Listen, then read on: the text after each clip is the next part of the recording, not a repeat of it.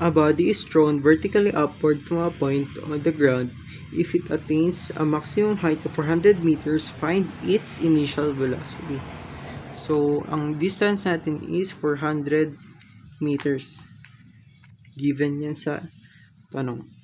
Kukunin daw natin is si initial velocity. So, ang gagamitin natin equation is S is equal to VOT minus 4.9 T square. So, ito lang ginamit natin. So, since meters ang gagamitin natin, itong G natin is magiging 9.8 meters divided by 2 magiging 4.9. So, yun lang. So, i-differentiate natin itong equation, magiging V is equal to VO minus 9.8T. So, 2 times 4.9 magiging 9.8. So, 2 minus 12 magiging 1. So, T na lang siya.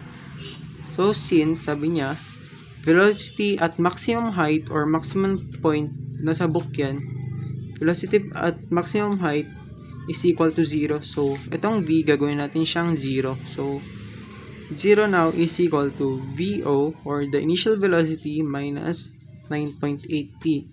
So, lipat lang natin siya sa kabila, magiging positive siya. So, initial velocity now is equal to 9.8 multiplied by T. So, next na gagawin, ito, is-substitute na natin siya dito. So, magiging S, which is 400, magiging 400 is equal to, yung initial velocity natin, 9.8 times T, magiging 9.8 times T multiplied by T, minus 4.9 T square. Copy lang natin to. So, simplify natin, 9.8 times T multiplied by T, magiging 9.8 T square minus 4.9 T square. So, copy lang natin si 400 sa kabila. So, 9.8 minus 4.9 magiging 4.9 T square. So, divide na lang natin siya both sides ng 4.9 para makancel na si 4.9 dito. Maging 400 over 4.9 dito. So, T square is equal to 400 over 4.9. Para makuha natin si time, square root lang natin si T square square root lang natin both sides para makuha natin si time. So, square root of T square is equal to square root of 400 over 4.9. So, direct na lang natin sa calculator, maging T is equal to 20 square root of 10 over 7.